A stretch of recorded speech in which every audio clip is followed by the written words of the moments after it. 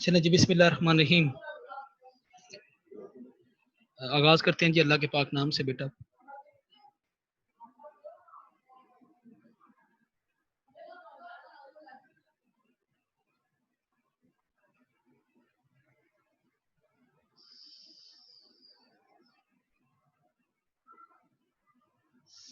चलें जी, हम बेटा आगाज करते हैं अपने इस टॉपिक का, जिसमें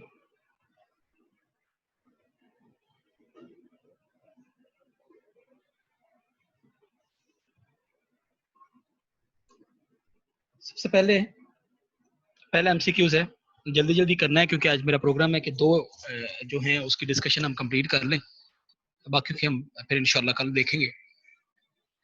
पहला एमसीक्यूज है जी, during breathing air from pharynx enters into trachea, alveoli, bronchioles, bronchi. तो आपके बेटा वो सारी जो अरेंजमेंट है वो याद होगी। इसकी जो राइट ऑप्शन बनती है वो है trachea. Gradual breakdown of alveolar walls lead to which of the disease in a smoker?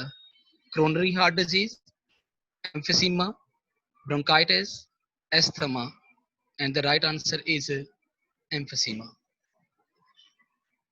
Which of the following statement is correct about the respiratory pigment?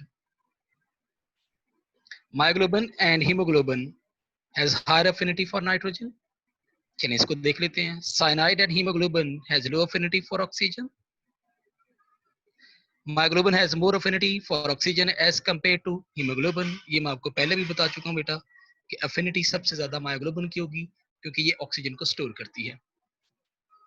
The low levels of surfactant produced by alveolar epithelium causes एक disease हमने पढ़ी है और वो disease का नाम है respiratory distress syndrome. The site of gaseous exchange in human is bronchioles, trachea, alveoli, alveolar sac. The right option is alveolar sac. ये बाकी सारे पैसेज हैं जी, लेकिन alveolar sac is a site of exchange. The amount of carbon dioxide exhaled from lungs during expiration is हाँ जी, कितने percent होगी? The amount of carbon dioxide exhaled from lungs 4%. during expires, yes, 4%. क्योंकि आपको मैंने बताया हुआ है कि every 100 ml of blood will carry the 4 milligram 4 ml of carbon dioxide. और ये बेटा आपने पढ़ा हुआ है चैप्टर नंबर 13 गैसेस एक्सचेंज, सबसे लास्ट वाले टेबल पे, कि जो कार्बन डाइऑक्साइड की अमाउंट होती है that is 4% during exhalation process. Gases exchange in animal take place through active transport, osmosis, diffusion, A and C, and the right option is the diffusion. ये आपको पता है, मैं आपको बता चुका हूँ कि ये diffusion इसकी राइट ऑप्शन है. diffusion के जरिए सारी गैसेस जो हैं वो मूव करती हैं.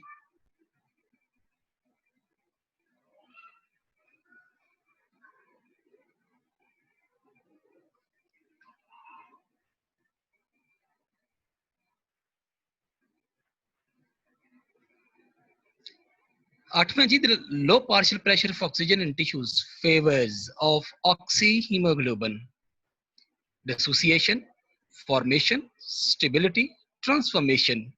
आपको पता है जब partial pressure of oxygen high होता है तो ऑक्सीहीमोग्लोबिन बनता है इन द लंग्स, और जब वो टिश्यूज तक जाता है तो less than 60 millimetre of mercury partial pressure of oxygen हो जाता है.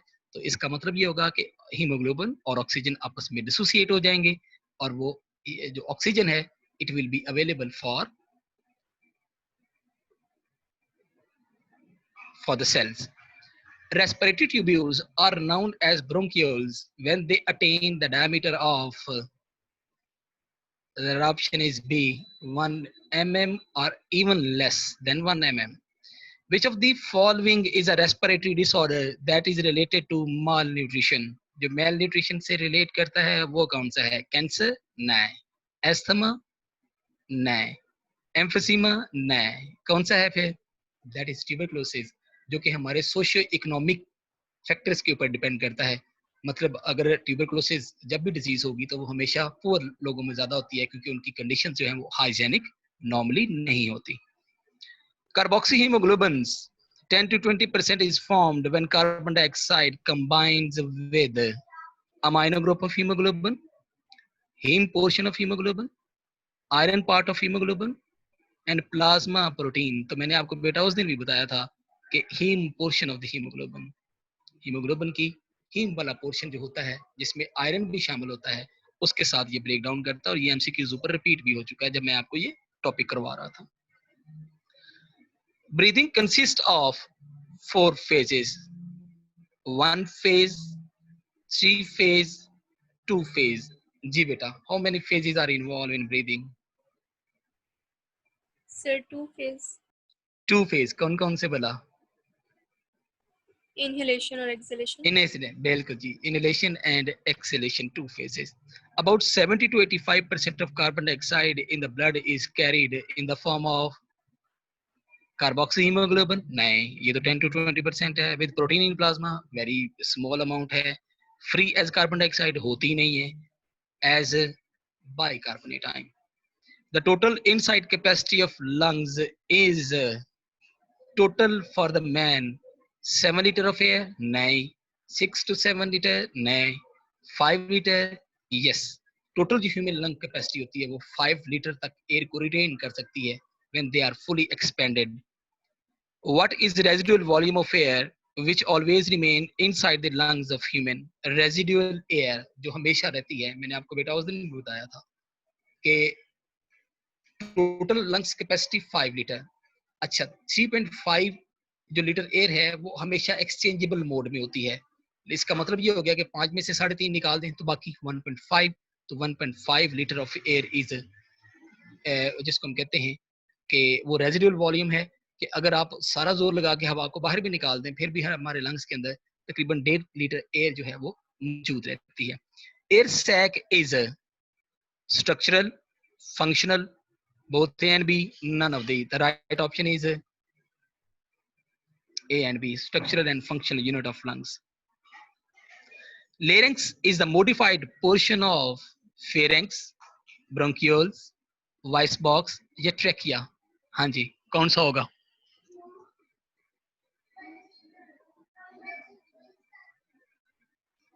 Sir, bronchus. हाँ जी, ब्रोंकस तो बेटा ब्रोंकाई, ब्रोंकाई तो 2 हैं भाई. हमारा जो लेरेंक्स है वो तो ऊपर वाला हिस्सा है भाई. And larynx is a totally modified part of trachea. ये ट्रैकिया का हिस्सा होता है ना. ट्रैकिया नीचे वाला पाइप है, उसके साथ ही लेरेक्स होता है. तो इसका मतलब यही हो गया ना कि वो उसका मॉडिफाइड पार्ट है जो कॉटिलेजनस बॉक्स का बना होता है और उसको हम वॉइस बॉक्स भी कहते हैं.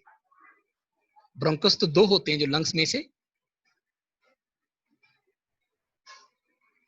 अच्छा, हमने किया है 17th, अब करेंगे 18th.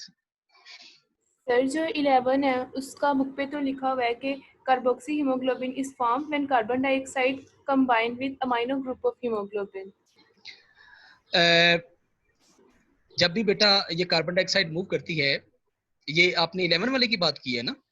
जी सर. अच्छा, ये जब भी मूव करती है ना बेटा, जो हीम ग्रुप ऑफ हीमोग्लोबिन है, इवन जो अमाइनो ग्रुप होता है ना, अमाइनो ग्रुप जब हीम की हम बात करते हैं ये उसके साथ कनेक्टेड होती है. अच्छा, मैं आपको स्ट्रक्चर अभी दिखाऊंगा, अभी इसके बाद ना लेक्चर के बाद मैं आपको स्ट्रक्चर दिखाऊंगा कि कैसे वो आयरन और हीम पोर्शन के साथ पूरे का पूरा रिएक्ट करती है ऑक्सीजन, और कैसे वो लिंक करती है. मैं भी आपको निकाल के भी दिखाता हूँ. वो होता ही अमाइनो ग्रुप ही है, होता वो अमाइनो ग्रुप ही है, और वो अमाइनो एसिड के साथ रिएक्ट करती है, लेकिन उसके साथ पूरे का पूरा हीम ग्रुप शामिल होता है. अच्छा जी, ये नंबर 18 है. 18 ही है ना? जी सर, अच्छा 18. जी, ठीक हो गया. When oxygen tension is 115 millimeter of mercury, hemoglobin is saturated. कितने परसेंट सैचुरेट होगी भाई? 100%. 60% तो सैचुरेट नहीं हो सकती, 100 भी नहीं हो सकती. कितनी होगी फिर? That is 98%. आपकी बुक में भी यही वैल्यू लिखी हुई है. Plasma protein carry about carbon dioxide from body fluid to the lungs capillaries, 2%, 5%, 3%, or 10%. And the right option is how many percent?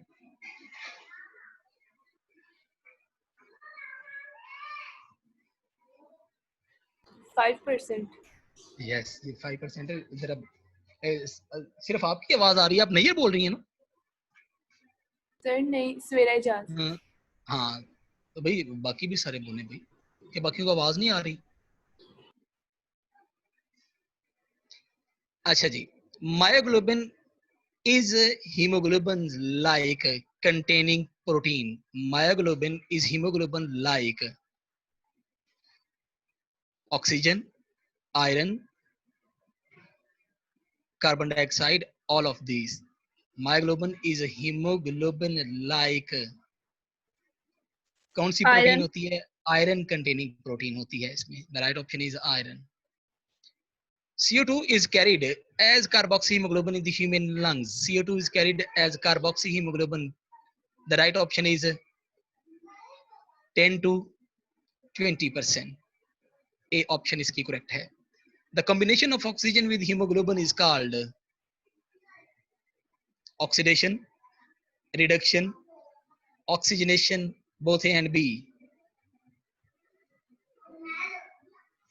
oxygenation, both A and B. फिर सोच लें भाई, ऑक्सीडेशन प्रोसेस तो होता ही नहीं है। ऑक्सीडेशन आप यूं समझ लीजिए ना, आपने यूं ही समझा होगा ना कि जैसे केमिकल रिएक्शन होता है कि oxygen, addition of oxygen is called oxidation. बेटा ये सिंपल प्रोसेस होता है जिसको हम ऑक्सीडेशन कहते हैं। सर ऑक्सीजन ऐड हुई है तो ऑक्सीडेशन नहीं होगी। बेटा केमिकल रिएक्शन थोड़ी हुआ है कि कंप्लीट करके वो अच्छा अब चलें ऑक्सीडेशन को तस्वर करते हैं ना। इसका मतलब ये है कि जो हीमोग्लोबिन है वो ऑक्सीडाइज हो गई है ना, और ऐसा हो नहीं सकता ना। अच्छा yes. जी, उसके बाद है जी 23वां। In human blood, the carrier of oxygen to the tissue is blood plasma, hemoglobin, red blood cells, lymphocytes. In human blood, the carrier of oxygen to the tissues. वो कौन सी चीजें हैं जो ऑक्सीजन को टिश्यू तक लेकर जाती हैं? That is blood plasma, hemoglobin, red blood cells या lymphocyte. hemoglobin, सोच के hemoglobin, और कोई ऑप्शन? हीमोग्लोबिन क्यों?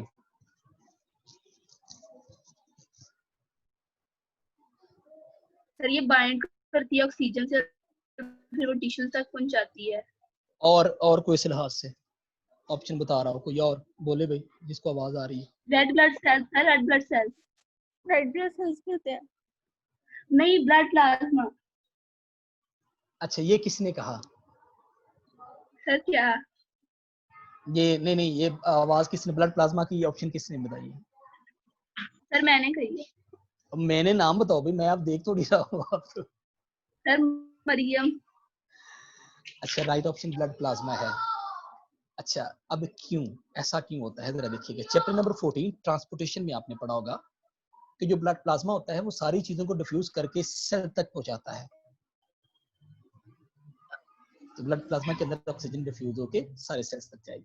अच्छा larynx opens into pharynx by, sir larynx open into pharynx by. जी जी उसने कैरियर पूछा है, तो कैरियर तो हेमोग्लोबिन ही होता है। नहीं, कैरियर हीमोग्लोबिन टिश्यू तक लेकर जाएगा ना, आगे सेल्स तक कौन लेकर जाएगा? To the tissues. हाँ भी टिश्यूज लिखा हुआ तो ये बाकी ही रेड ब्लड सेल्स होंगे, क्योंकि आगे सेल्स तक लेकर जाना प्लाज्मा का काम होता है। राइट ऑप्शन इज ये रेड ब्लड सेल। प्लीज इसको ठीक कर लीजिएगा भाई। अच्छा larynx open into pharynx by gullet, epiglottis, glottis, none of these. ये गुलेट तो आपको कंफ्यूज करने के लिए है। The right option is glottis. Diffusion of oxygen into chest cavity and carbon dioxide out occurs due to Diffusion of oxygen into chest cavity and carbon dioxide out occur due to osmotic pressure, high blood pressure, partial pressure of gases, both A and B. And the right option is partial pressure of gases. yes, partial pressure of gases. क्योंकि sir जब ये 24 वाले में pharynx open नहीं होता, pharynx open into हाँ larynx. जी हाँ जी, ये स्टेटमेंट कुछ इस तरह से है कि pharynx opens into larynx by glottis. अच्छा, hemoglobin combines with oxygen to form oxyhemoglobin, peroxyhemoglobin, hemoglobin dioxide, hemoglobin monoxide, and the right option is बड़ा आसान है, ओगी हेमोग्लोबिन। oxyhemoglobin.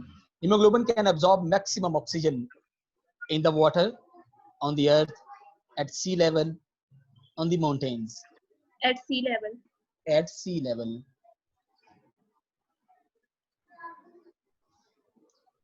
अच्छा, इसमें 28 है जी. The most important muscular structure in respiratory system of animals which causes inspiration: external intercostal muscle, internal intercostal muscles, diaphragm या ribs. Diaphragm. Diaphragm, option B is correct. अच्छा, wall of the chest cavity are composed of ribs, intercostal muscles, diaphragm, both A and B. Both A and B.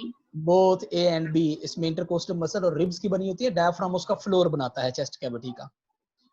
All of the chest, all of these are lined by mucus membrane of epithelium except sir nasal cavity. जी जी sir बेटा. जो 28 MCQs है हाँ उसमें जी. Beta और delta जो है इक्वली परसेंटेज रखते हैं कि दोनों हो सकते हैं, रिब्स भी हो सकती है, डायफ्राम भी हो सकता है, ये दोनों इंपॉर्टेंट ये फैक्टर बेटा है ना। पूछा है मस्कुलर स्ट्रक्चर का, पूछा उन्होंने मस्कुलर स्ट्रक्चर का पूछा. मस्कुलर रिब्स तो नहीं हो सकती, डायफ्राम भी हो सकता है. अच्छा, all of these are lined by mucous membranes of ciliated epithelium except nasal cavity, bronchi, trachea, bronchioles. अब मैंने बेटा आपको ये सारा स्ट्रक्चर करवाया हुआ है. यस, ब्रोंकियोल्स में ये एपिथेलियम, सिलिएटेड एपिथेलियम लेयर नहीं होती, बाकी सब में इसलिए मौजूद होती है. क्यों मौजूद होती है जरा ये भी बता दीजिएगा. नेजल कैविटी में भी मौजूद होगी, ब्रोंकाई में भी मौजूद होगी, ट्रैकिया में मौजूद होती है. वो इसलिए ताकि एयर को फिल्टर भी किया जा सके और उसको मॉइस्चर किया जा सके. 31st है जी. Which of the following function is performed when air passes from nasal cavity? Filtration, temperature adjustment, pH adjustment, and moisture. When which of the following function is performed when air passes from nasal cavity? अच्छा, लेकिन मैं आपको बता दूं बेटा, इस MCQs में ये ओपन रख लेना. ये एमसीक्यूज ओपन इसलिए मैं कह रहा हूँ क्योंकि नेजल कैविटी के अंदर फिल्ट्रेशन भी होती है. नेजल कैविटी के अंदर वो एयर को वार्म भी करते हैं और एयर को वो मॉइस्चर भी करते हैं. तो अगर यहाँ पे होते हैं ना एक्सेप्ट, तो फिर यहाँ पे स्टेटमेंट ठीक होनी थी. एक्सेप्ट का मतलब आना था फिर चार्ली ऑप्शन इसकी करेक्ट है. पीएच एडजस्टमेंट नहीं होती, बाकी तीनों को तीनों फंक्शन नहीं होते हैं. तो ये स्टेटमेंट में जरा थोड़ी सी प्रॉब्लम है, मैं फिर रिपीट कर रहा हूँ. Which of the following function is performed when air passes from nasal cavity? Statement ऐसी होनी चाहिए थी. Which of the following functions are performed? Yeah, which of the following function is performed when air passes from nasal cavity except? तो फिर मेरे ख्याल में C option इसकी करेक्ट होनी थी और सी ही करेक्ट है. अच्छा जी, इसके बाद 32nd आई थिंक है.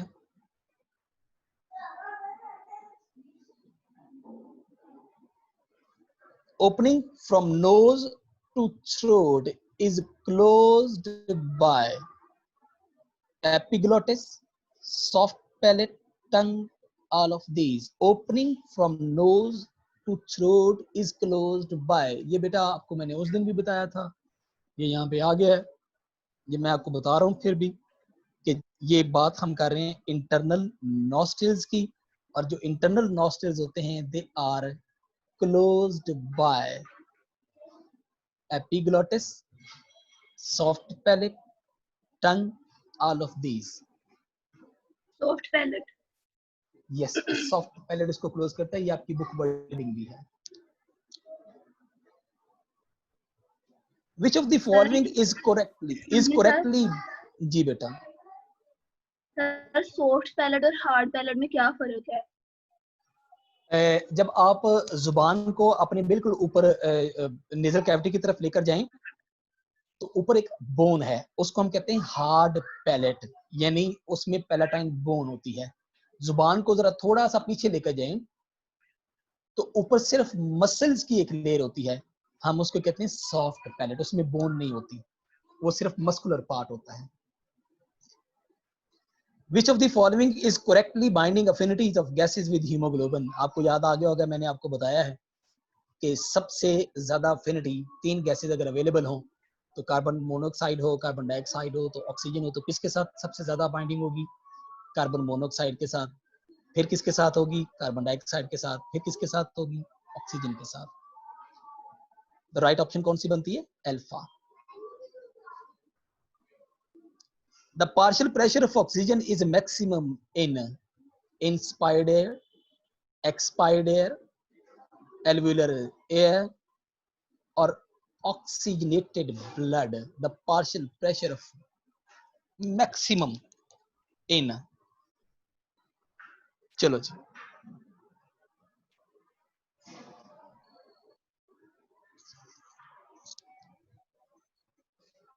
हाँ जी,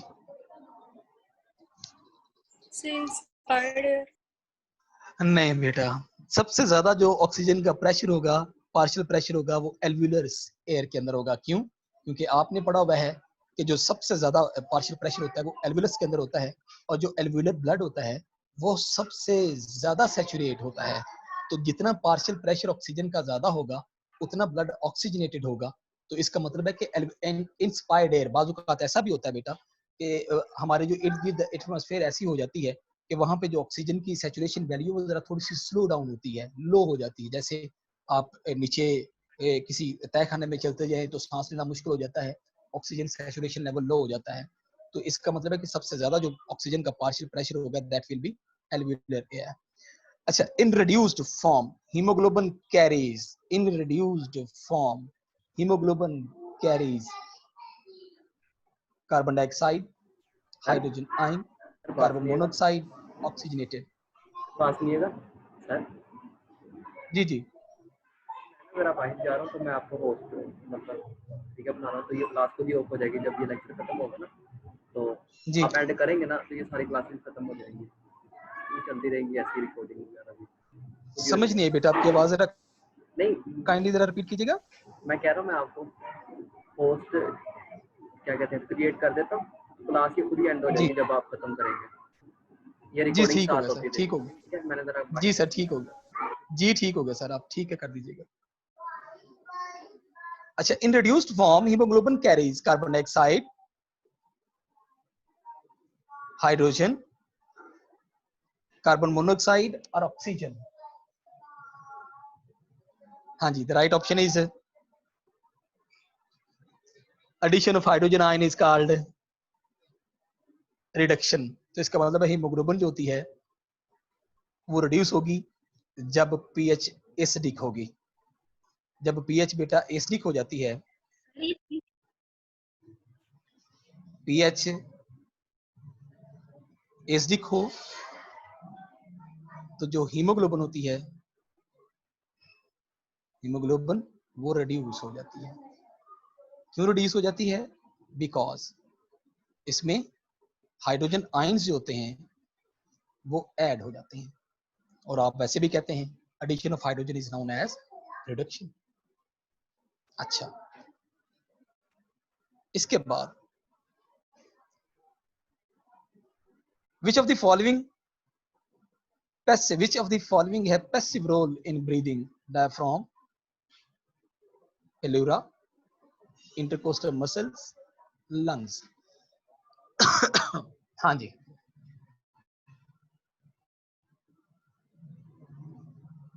right option is sir lungs. Lungs has passive role. ये आपको मैंने लेक्चर के शुरू में बता दिया था जब हम इसको स्टार्ट करने लगे थे। कार्बोनिक एनहाइड्रेज इज प्रेजेंट इन, बड़ा आसान सा एमसीक्यूज है भाई, ये तो आपकी बुक में से ही उठाया मैंने। RBCs, alveolus, plasma, capillaries.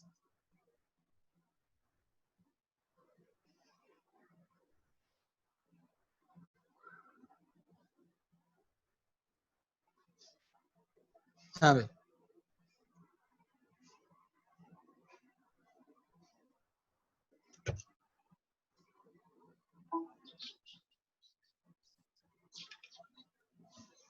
बोले भाई, भाई सीधी बात है, इट इज प्रेजेंट इन। नहीं भाई, रेड ब्लड सेल आरबीसीज के अंदर तो कार्बोक्सी हीमोग्लोबिन बनेगा ना। कार्बोक्सी हीमोग्लोबिन कार्बोनिक एनहाइड्रेज तो उसको बाइकार्बोनेट्स में तोड़ेगा, तो बाइकार्बोनेट्स तो ऑब्वियसली प्लाज्मा के अंदर होगा भाई। Which energy is consumed in breathing? Mechanical, potential, physical, chemical? आपको याद होगा मैंने आपको ये बताया था लेक्चर के शुरू में भी कि breathing is a mechanical process. During inspiration, the diaphragm contract and relax.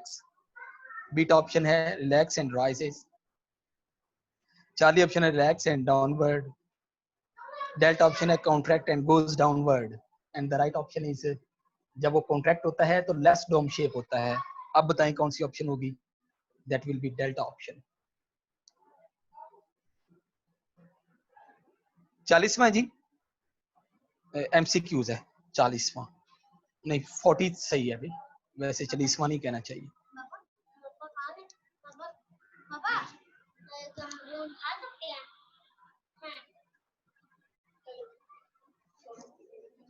अच्छा, 40 था जी। ऑक्सीजन प्रेशर इन सेल्स और टिश्यू इज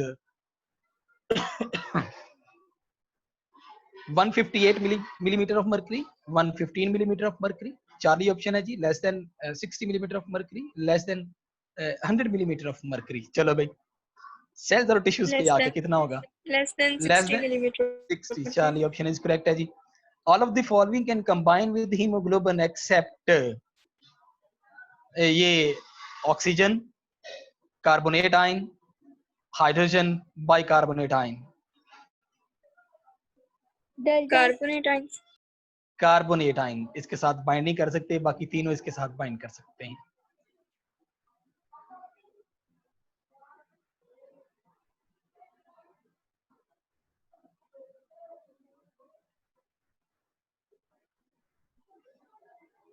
चलो जी, 40th एमसीक्यूज है जी।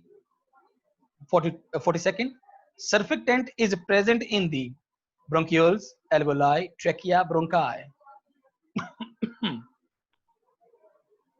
And the right option is भाई ट्रैकिया के अंदर तो आ नहीं सकता, ब्रोंकाई के अंदर भी नहीं आ सकता, ब्रोंकियोल्स के अंदर भी नहीं आ सकता। सर्फेक्टेंट वहां पे आएगा जहां पे ऑक्सीजन यानी एक्सचेंज ऑफ गैसेस होनी है।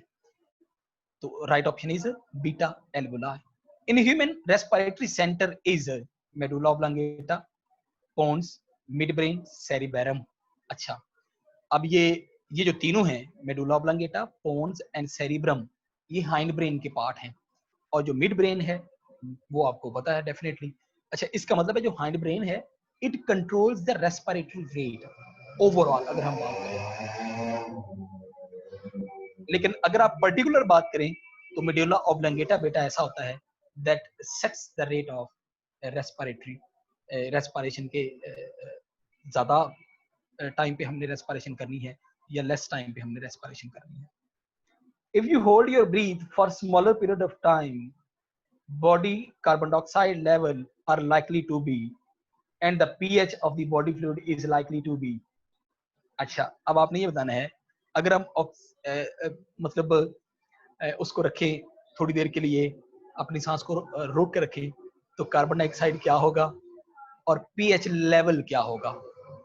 अच्छा, अब मुझे ये बता दें, सिंपल बात है, carbon dioxide level in the blood क्या होगा?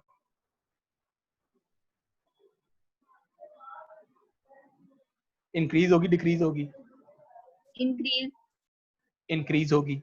अच्छा, then the pH of the body fluid is likely to be decrease, decrease. क्यों भाई? जब कार्बन डाइऑक्साइड वाटर की मौजूदगी में कार्बोनिक एसिड बनाएगी तो एसिड तो पीएच को डिक्रीज करेगा. राइट ऑप्शन कौन सी बनती है भाई? 4 में. अच्छा, in addition to produce surfactant, alveolar cells also serve as stem cells to make new alveolar cells, regenerate themselves, phagocytosis. The right option is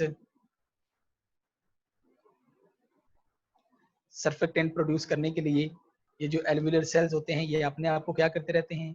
They regenerate themselves. वो अपनी regeneration करते रहते हैं.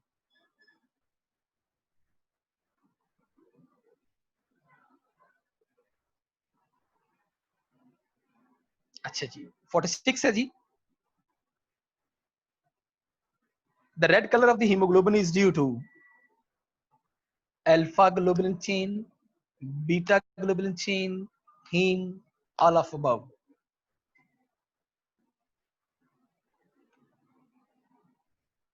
हाँ भाई. हीम, बीटा, फिर सोच लें.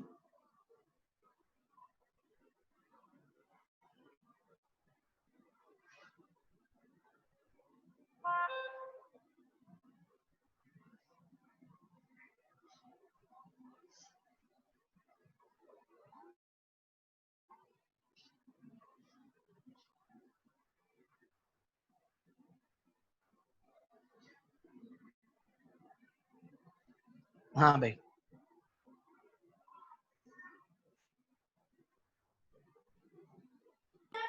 हीम तो ग्रुप. भाई डेफिनेटली हीम ग्रुप है.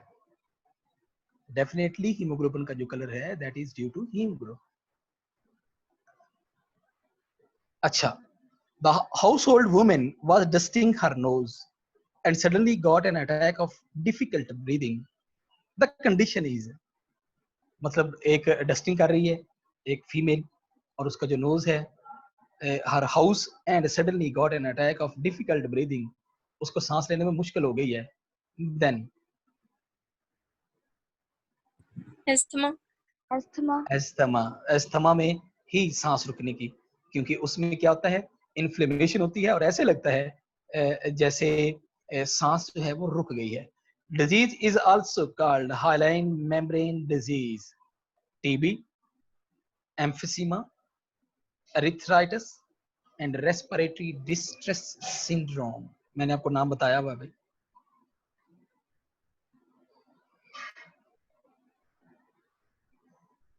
लेक्चर के अंदर ये मैंने आपको बताया हुआ है.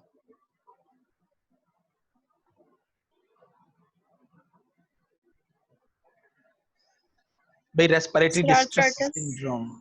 नहीं, एरिथ्राइटिस का तो हमने जिक्र ही नहीं किया बेटा अपने इस टॉपिक की. ये जो हमने 3 डिजीजेस का जिक्र किया हुआ है, एक टीबी, एक एम्फिसीमा और कैंसर, और एक रेस्पिरेटरी डिस्ट्रेस. एम्फिसीमा, नहीं emphysema TB, sir TB, sir इसमें नहीं. ब्रेकडाउन होती है ना, मेम्ब्रेन की ब्रेकडाउन होती है तो इसलिए बीटा. टीबी में नहीं इन्फ्लेमेशन होती है, टीबी नहीं है sir.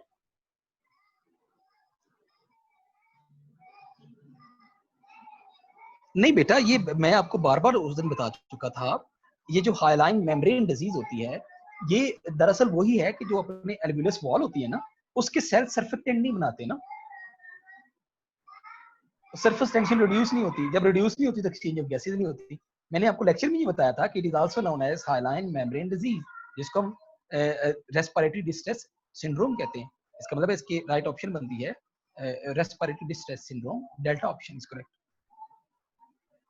In the exhaled air, how much air volume of carbon dioxide is increased? 100 times. जी 100 times. चलें भाई 100 टाइम कैसे है, जरा ये भी बता दें हमें. राइट ऑप्शन 100 टाइम्स है, लेकिन मैं आपको बताता हूँ बेटा, जब एयर के अंदर जो ऑक्सीजन कार्बन डाइऑक्साइड लेवल होता है वो 0.04% होता है, लेकिन जब हम कार्बन डाइऑक्साइड को एक्सेल करते हैं तो वो 4% उसकी टोटल सैचुरेशन वैल्यूम होता है कार्बन डाइऑक्साइड का. तो इसका मतलब है जब आप उसकी वैल्यू निकालेंगे तो टोटल 100% जो कार्बन डाइऑक्साइड होती है वो रेस होती है जब हम हवा को बाहर निकालते हैं. Binding of oxygen to haemoglobin can be increased by more carbon dioxide, more temperature, high pH, more hydrogen. अब ये तीनों चीजें हम पहला more carbon dioxide, less intake of oxygen, more temperature, less intake of oxygen, more hydrogen, less intake of oxygen. लेकिन high pH का मतलब है कि जैसे जैसे पीएच बेसिक होती जाएगी वैसे वैसे ऑक्सीजन कैरिंग कैपेसिटी ज्यादा होती जाती है. तो इसकी राइट ऑप्शन बनेगी हाई पीएच, यानी बेसिक पीएच भी आप कह सकते हैं. आप इसको मेरा बेटा सिलेक्ट करके आप इसको कह सकते हैं कि इसकी जो पीएच है वो बेसिक पीएच में भी आप कह सकते हैं. राइट ऑप्शन बेसिक पीएच भी हो सकती है. अच्छा, bones divide the air passageways of nasal cavities. Bones divide the air passageway in nasal cavity. Vomer, inferior concha, nasal, maxilla.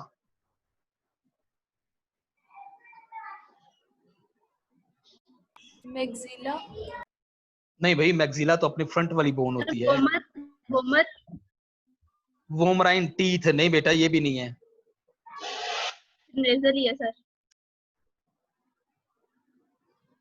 फिर कौन सी है? नेजल. नहीं भाई, नेजल बोन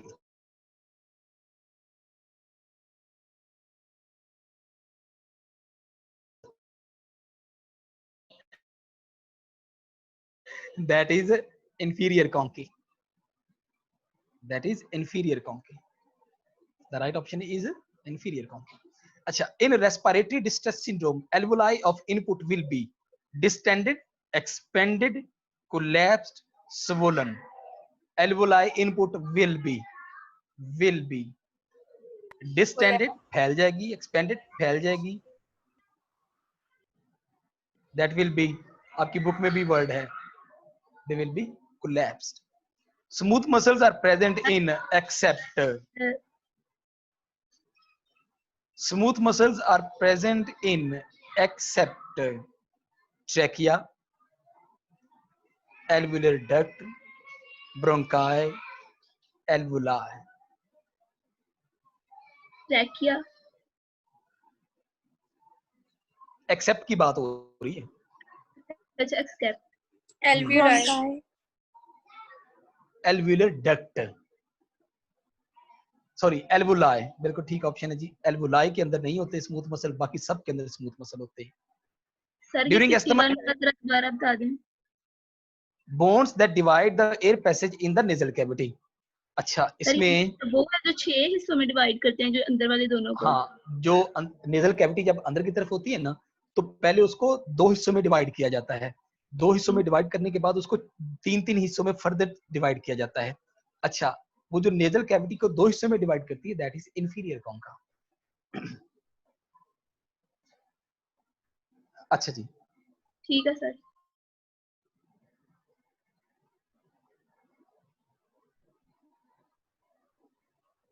अच्छा इसमें जरा देखिएगा स्मूथ. अच्छा, फिर उसके बाद during asthma attack a person difficulty in breathing due to contraction of trachea, terminal bronchioles, bronchi, alveoli.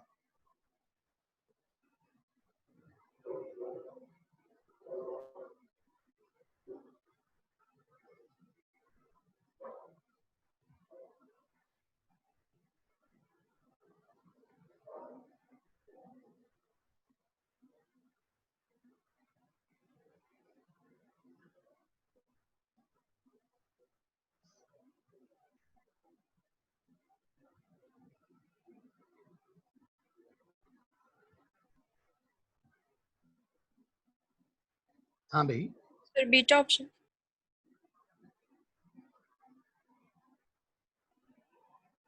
That is the Charlie option बेटा. इसमें जो ब्रोंकाई होते हैं और जो वो बिल्कुल ऐसे हो जाते हैं जैसे उनको किसी कुछ ऐसे सरफेस होता है और वो पैसेज होते हैं वो नैरो कर बैठते हैं, तो जो ब्रोंकियस ब्रोंकाई होते हैं वो नैरो डाउन होते हैं, तो ऐसे लगता है जैसे दम घुट गया है।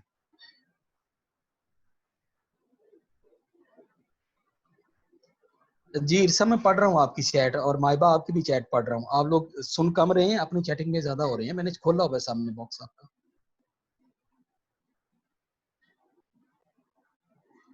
आप लगाओ जितने तुक्के लगाने हैं। अच्छा जी, उसके बाद है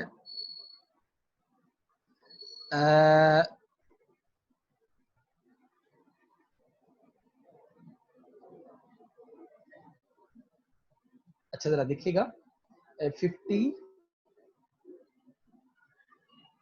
ये अच्छा इन दी 49 है जी। In the exhaled air how much volume of carbon dioxide is increase, ये हो गया है। सर लास्ट रह गया बस। हाँ जी लास्ट रह गया जी, ठीक हो गया जी, ठीक हो 55 गया जी। सोने thank you so much. Which of the following is mismatched, which of the following is mismatched?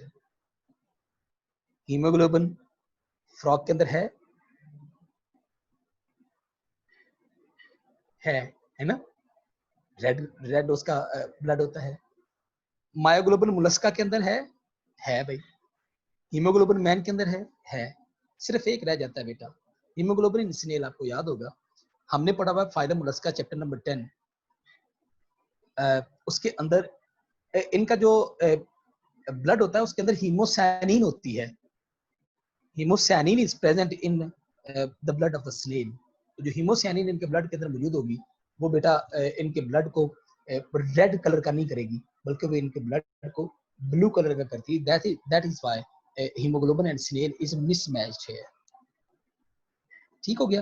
तो ये अच्छा आप मुझे बताएं अपना नाम चैट बॉक्स में मुझे बताइएगा किसके कितने ठीक हुए हैं 55 में से।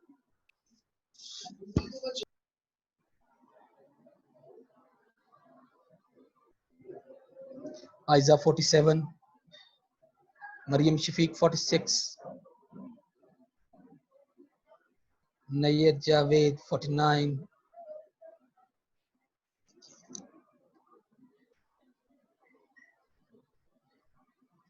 और लाइबा आपके कितने?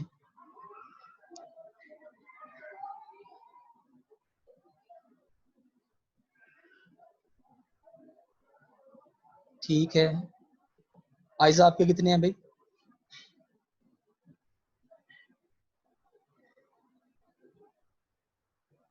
इरसा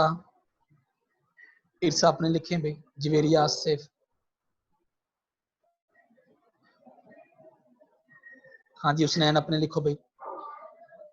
इरसा की 49 ठीक है भाई। हुसनैन अब आपने लिखो।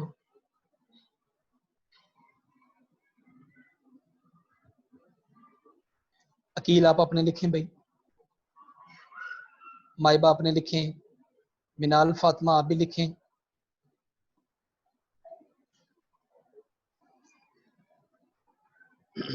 मोहम्मद अकील 51 है जी। सवेरा आपने लिखें भाई। सवेरा एजाज,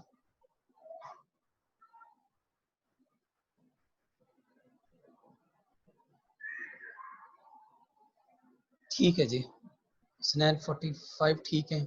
सवेरा 43 बड़े कम है भाई। Sonia Zulfikar,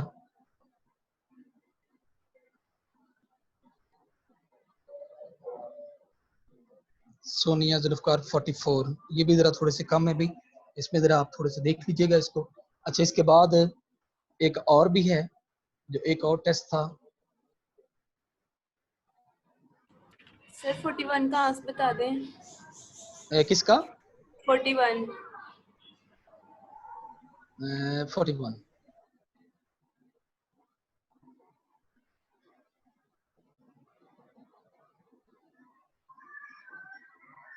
all of the following can bind with haemoglobin except, भाई आपकी बुक में हमने पढ़ लिया है हीमोग्लोबिन के साथ ऑक्सीजन बाइंड कर सकती है, हीमोग्लोबिन के साथ हाइड्रोजन बाइंड कर सकता है, हीमोग्लोबिन के साथ बाइकार्बोनेट आयन बाइंड कर सकते हैं।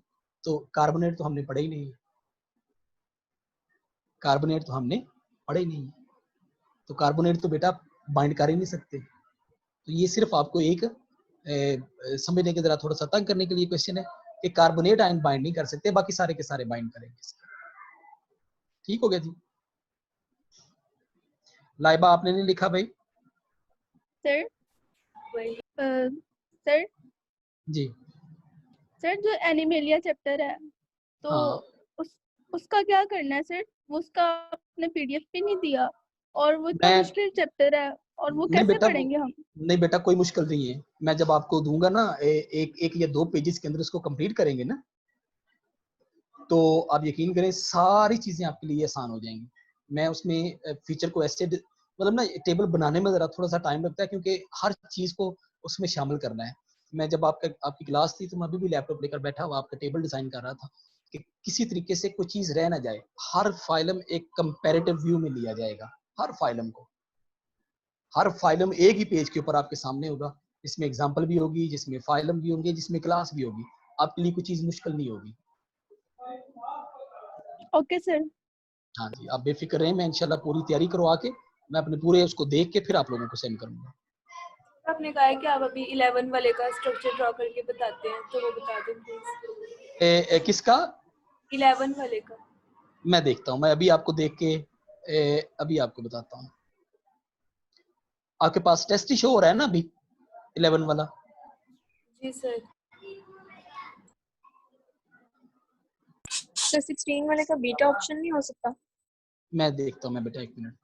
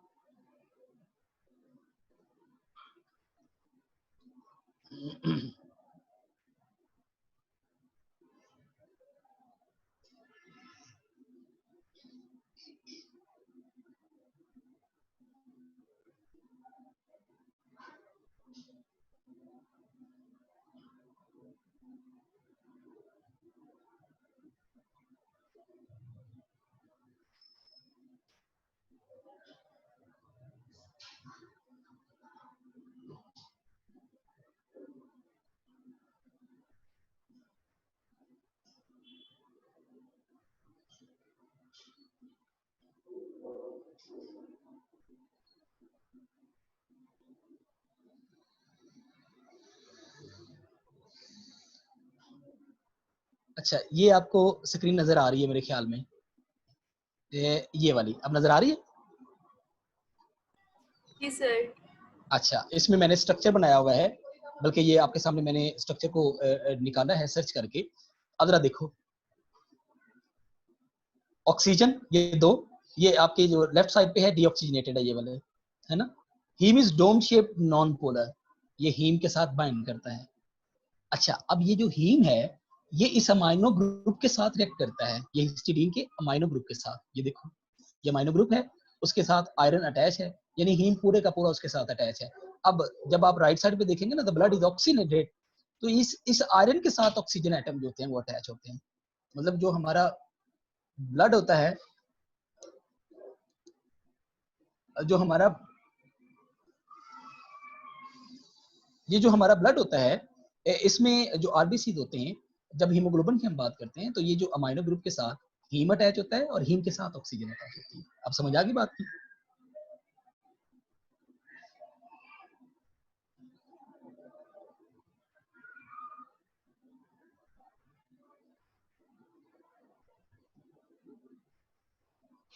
ये 11वें वाला ही मैंने आपको बताया भाई, ये 11वें वाला ही मैंने आपको बताया। सर 16 वाले का मैं कह रही थी कि बीटा हो सकता है। अच्छा, air sac is the units of lungs, structural and functional. अच्छा बेटा, ये स्ट्रक्चरल क्यों नहीं हो सकते भाई? बीटा भी हो सकता है, अल्फा भी है, बोथ ए एंड बी मैंने लिखा है। तो स्ट्रक्चरल यूनिट तो सेल होता है ना, और ये तो एक सेल से ज्यादा नहीं पर मुश्तमिल होता है। नहीं, प्लीज जरा इसको जरा करेक्ट कीजिएगा। स्ट्रक्चरल यूनिट ऑब्वियसली ऑर्गेनिजम्स के अंदर जब हम बहुत डीप जाते हैं तो सेल है, और हमारा फंक्शनल यूनिट भी सेल है। लेकिन जब हम पर्टिकुलर ऑर्गन की बात करते हैं, हम रेस्पिरेटरी सिस्टम की बात कर रहे हैं।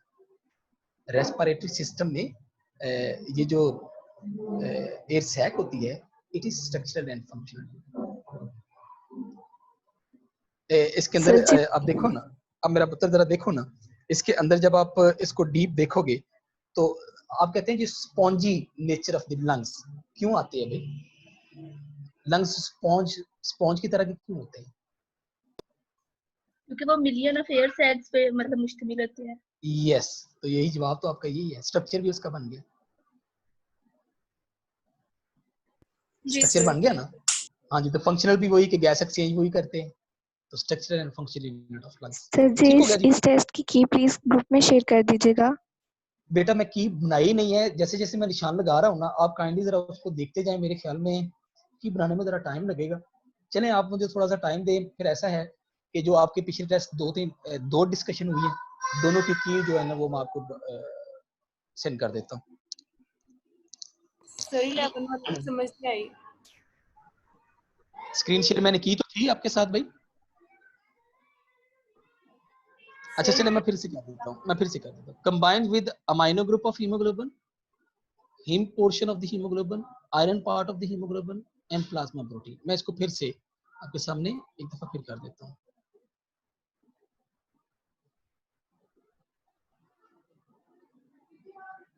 मुझे जरा फिर से इसको तलाश करने दे, मैं स्क्रीन शेयर कर देता हूँ।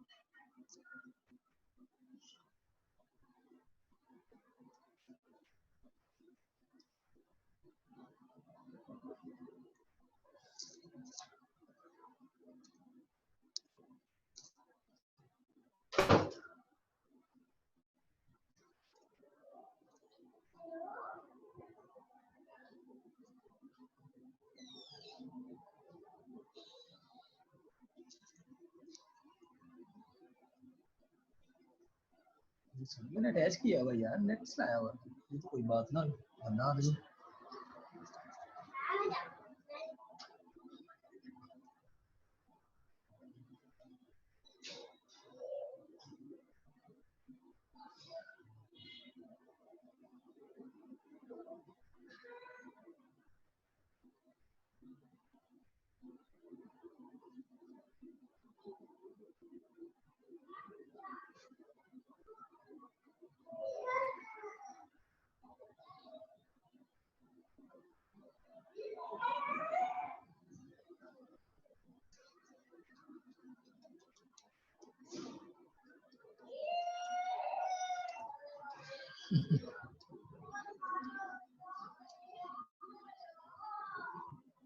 बाजुकात बेटे मेरे भी सामने बैठे होते हैं जब आपकी क्लास हो रही हो ऊपर सुबह, या वो अभी मैं डिस्कशन कर रहा हूँ तो मेरे सामने बेड पे बैठे हुए, तो कभी कभी वो बड़ी बसूरी किस्म की आवाज निकालते हैं।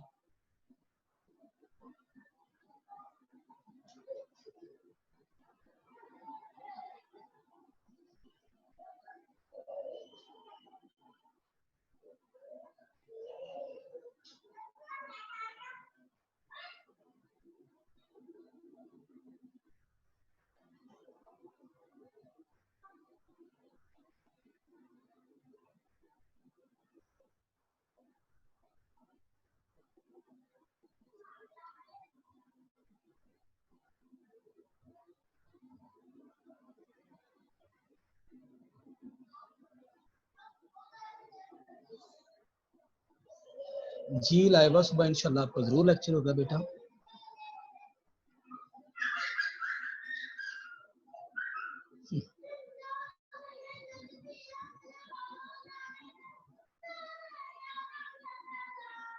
चलिए बेटा, इसको आप जरा थोड़ी देर साइड पर रखें, क्योंकि मैंने कोशिश की है लेकिन मुझे नेट से भी नहीं मिला, वरना मैं आपसे शेयर करता ये चीज़ कि वाकई ही ऐसा है कि जो कार्बोक्सी हीमोग्लोबिन होती है वो हमेशा ही पोर्शन ऑफ द हीमोग्लोबिन के साथ बनती है।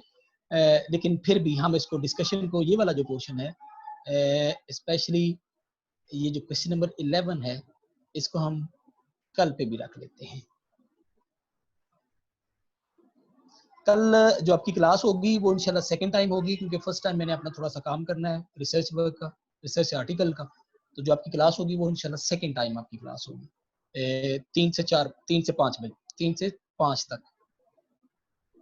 ये जो भी मैंने जिसको निशान अंडरलाइन किया है इसको हम फिर रख लेते हैं, क्योंकि मैं चाह रहा हूँ कि मैं आपको पूरा केमिकल रिएक्शन दिखाऊं जिसमें वो उसके साथ बाइंड करता है। अच्छा चलें, फिर उसके बाद है ये अपना एक हुआ था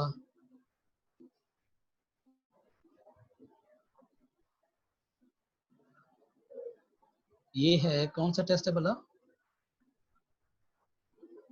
यस, ये बायोकेमिस्ट्री वाला पोर्शन है।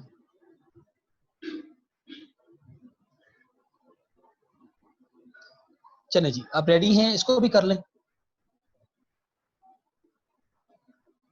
थके तो नहीं है?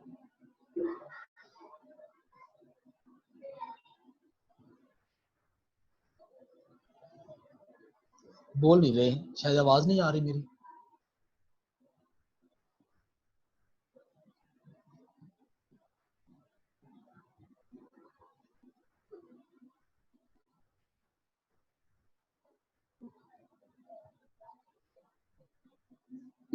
जी सर करा दें।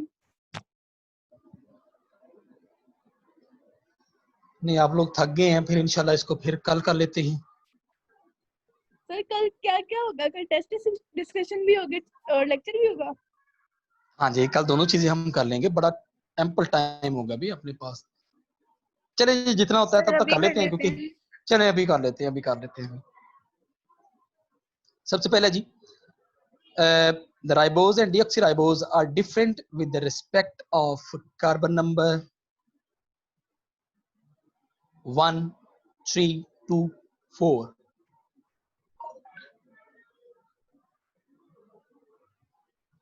ये तो वो पिछला हाँ जी। ये आज वाला टेस्ट शो हो रहा है स्क्रीन पे। ये आपके अच्छा एक मिनट जरा ठहर जाए, मैंने मेरा ख्याल है शो नहीं किया। सुबह कर लेंगे। नहीं भाई, सुबह क्यों?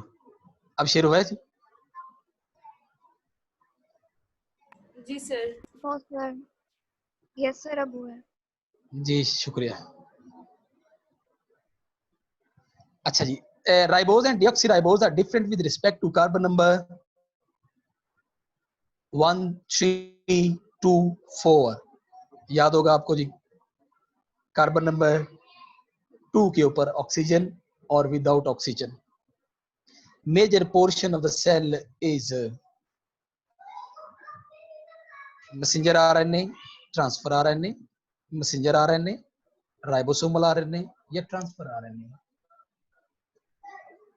And the right option is ribosomal RNA, that is up to 80%. Lipid possess high energy due to high molecular weight, heterogeneous compound, strong carbon to carbon bond, abundant carbon hydrogen bond। आपको याद होगा lecture के अंदर जब मैंने आपको बताया था कि इनके पास एक तो जो प्रोपोर्शन ऑफ ऑक्सीजन है वो डाउन होती है, और दूसरा जो इनके अंदर कार्बन हाइड्रोजन की बॉन्डिंग होती है वो अबंडेंट होती है। तो डेल्टा ऑप्शन इसकी करेक्ट है। How many water molecules are consumed during formation of lecithin? How many water molecules are consumed during formation of lecithin? 0. 0. In disaccharide, if carbon atoms are 12, then how many hydroxyl groups are present? अगर 12 carbon होंगे तो hydroxyl group कितने होंगे? Disaccharide को याद करें जरा।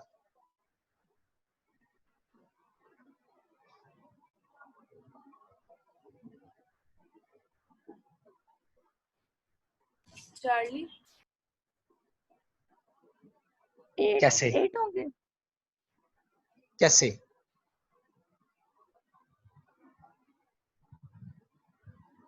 Sir 2 hydroxyl group तो बॉन्ड बना देंगे glycosidic very bond. Good, very good. Total 5 होते हैं हाइड्रोक्सिल ग्रुप, टोटल 5 होंगे, 5 और 5 10 हो गए। 2 हाइड्रोक्सिल ग्रुप वाटर मॉलिक्यूल बना देंगे और बाकी इनके पास 8 रह गए। Very good.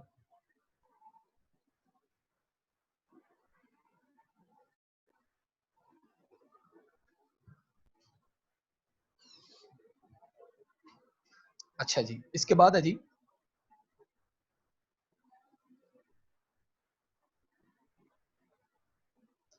Question number 6। If the DNA of the yeast contain 31.3%, adenine 31.3%, guanine 18.7%, then how much percentage of cytosine would be?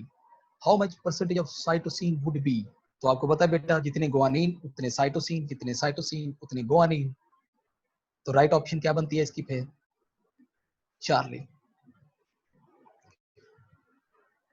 Enzyme substrate is converted to product by cofactor, catalytic site, coenzyme या binding site? बड़ा आसान जवाब है, and that is catalytic site.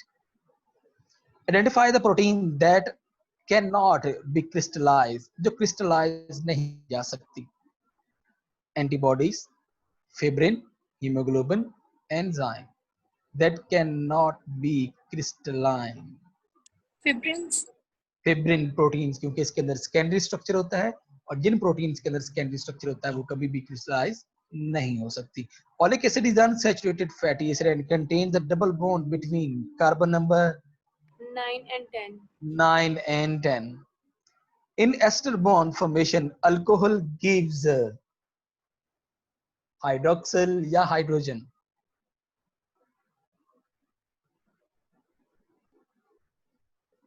हाँ भाई, hydrogen. हाँ, जब आप केमिस्ट्री के एतबार से देखें बेटा तो उसको हाइड्रोजन, उसको हाइड्रोक्सिल देना चाहिए और जो फैटी एसिड होते हैं उनको हाइड्रोजन देना चाहिए. लेकिन जब हम केमिकल रिएक्शन के एतबार से देखते हैं बेटा तो फिर जब आपकी बुक में हम देखते हैं तो ये जो अल्कोहल होता है ये हमेशा हाइड्रोजन देता है. अच्छा, ये वहां पे अफिनिटी आ जाती है भाई.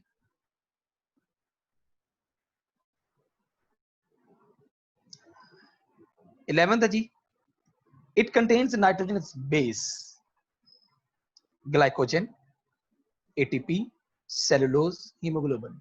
नाइट्रोजन बेस किसके अंदर होगी भाई? बड़ा आसान जवाब है, ATP, adenosine triphosphate. How many carbon atoms are present in the ring of fructose? 5। How many carbon atoms are present in the ring of fructose? 6। 6। फिर सोच लो, फिर सोच. In the ring of, 5। एक तो बाहर चला गया. 5 है 5. हाँ जी 5. पुरानोस 5 है सर, राइबोफ्यूरानोस। अच्छा, which is not a nitrogen base? इनमें से नाइट्रोजन बेस्ड कौन सी नहीं है? Choline, lecithin, ethanolamine and serine. Which of the following is not a nitrogen base? Lecithin. तीन तो नाइट्रोजन बेस है भाई. सीरीन। लेसिथीन, सॉरी, नहीं, आप सही कह रही हैं. लेसिथीन नाइट्रोजन बेस के साथ साथ पूरा फॉस्फोलिपिड चेंज हो गया ना, तो लेसिथीन इज अ फॉस्फोलिपिड. बाकी कोलिन, एथाइलामीन एंड सेरीन ये सारे के सारे नाइट्रोजन बेस हैं. तो lecithin is a phospholipid. Beta option correct है इसकी. सर सो 12 जी, 12 का बता दें, 12 वाले का बता दें एक बार. How many carbon atoms are present in the ring of fructose? Fructose का आप रिंग निकालें तो रिंग के अंदर बेटा आपको इसके फ्रुक्टोज बेसिकली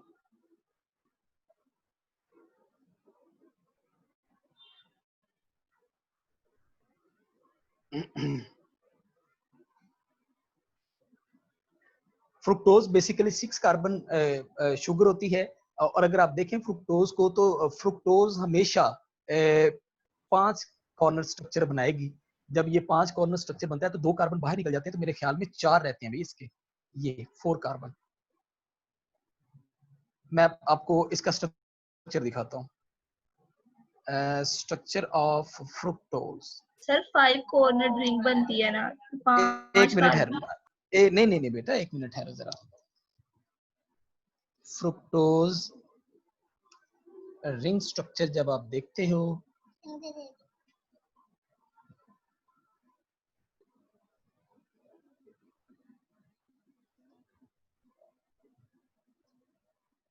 ये जरा देखना, मैं आपके सामने इसकी तस्वीर लेकर आता हूँ।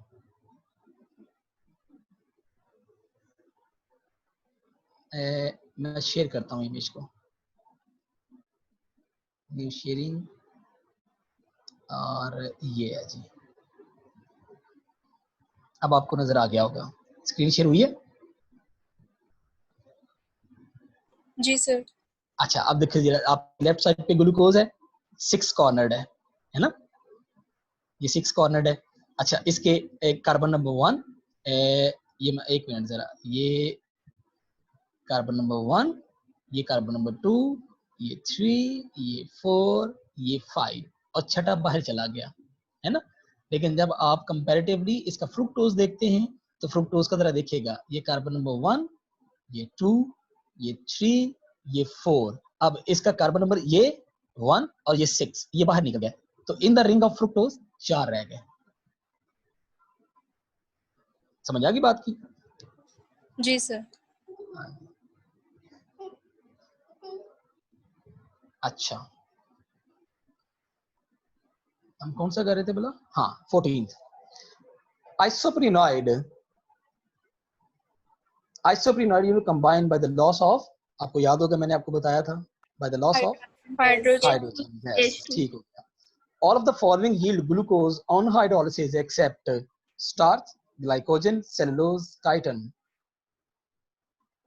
काइटन। सब काइटन जब काइटन। टूटेगा, हाँ जी काइटन टूटेगा तो वो ग्लूकोज के अलावा भी उसमें कंपाउंड बनेगा, क्योंकि ये हेट्रो एटम मॉलिक्यूल है, ये जिसको आप कहते हैं ना कि ये पॉलीसेकेराइड है, हेट्रोपॉलीसेकेराइड है।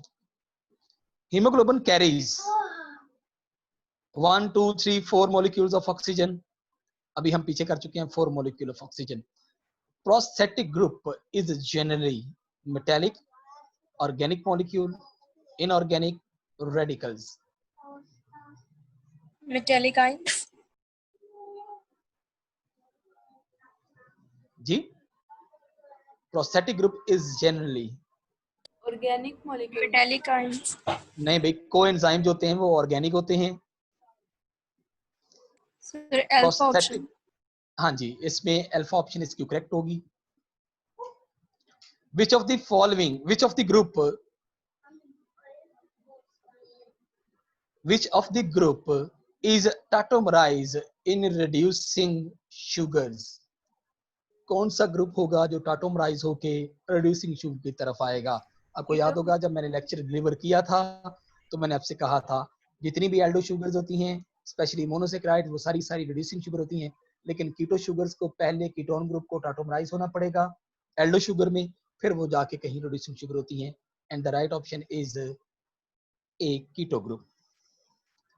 Blood group antigen. सर ये दोबारा रिपीट कर दें, मैंने बेटा आपसे 18 कहा, वाला। मैं कर देता हूं, जितनी भी एल्डो शुगर्स हैं, जो मोनोसेक्राइड एल्डो शुगर्स हैं, दे आर रिड्यूसिंग शुगर्स, लेकिन जो कीटो शुगर्स होती हैं वो रिड्यूसिंग शुगर्स नहीं होती। वो इसलिए रिड्यूसिंग शुगर्स नहीं होती क्योंकि बेटा उसमें कीटोन ग्रुप होता है और कीटोन ग्रुप जो होता है वो इजीली रिड्यूस नहीं होता। अच्छा, या वो रिडक्शन का प्रोसेस में इन्वॉल्व नहीं होता। अच्छा, तो पहले कीटोन ग्रुप को टाटोमराइज होना पड़ेगा एल्डो ग्रुप में, तो फिर जाके वो कहीं रिड्यूसिंग शुगर में कन्वर्ट होती हैं। अच्छा, 19th है, blood group antigens contain glycoproteins, phospholipids, glycolipids, sphingomyelin, and the right option is glycoproteins.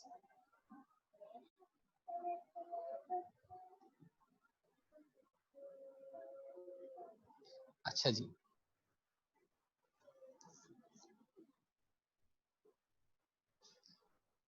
which of the following combination of base pair is absent in DNA? कौन सा ऐसा बेस पेयर है जो एब्सेंट होता है डीएनए के अंदर? लाइक एडेनिन थायमिन चार्ली मौजूद होता है, यस साइटोसिन ग्वानिन मौजूद होता है, एडेनिन यूरासिल तो आरएनए के अंदर शामिल होता है, तो चार्ली डीएनए में नहीं होता। Of the following monosaccharide sugar is, of the following monosaccharide sugar is sucrose disaccharide है, गैलेक्टोज, माल्टोज डाइसेकेराइड है, लैक्टोज गैलेक्टोज, डाइसेकेराइड है, ग्लैक्टोज 6 कार्बन शुगर है, ये मोनोसेकेराइड है। An enantiomer of beta D glucose is, an enantiomer of beta D glucose is alpha D glucose, alpha D glucose, alpha L glucose, beta L glucose, all of these.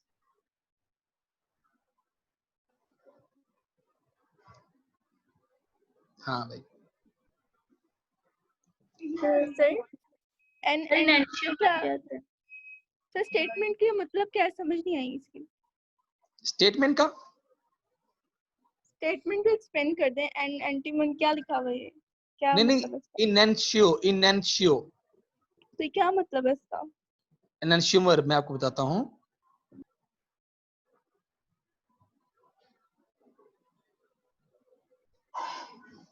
अच्छा एक minute जरा आप देखिएगा इसको।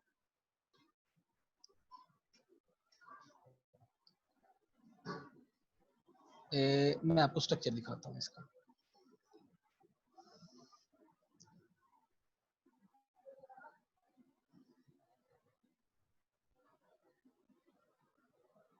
enantiomers of glucose.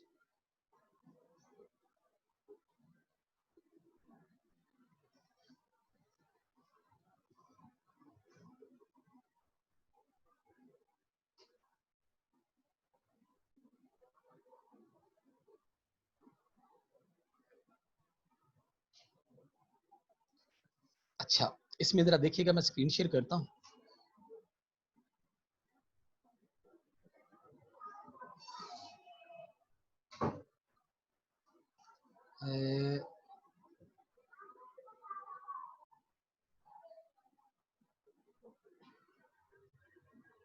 जी अब screen आपके सामने आई होगी, आगे स्क्रीन सामने। सर जी आ गई है। अच्छा चले मेरा बेटा, मैं इसको जरा देखता हूँ, आप इसको जरा देखिएगा। ये देखें जरा, जो डी ग्लूकोज है उसके अंदर जो हाइड्रोक्सल, ये सारे के सारे हैं, ये हाइड्रोक्सल ये आपके राइट साइड पे हैं, है ना?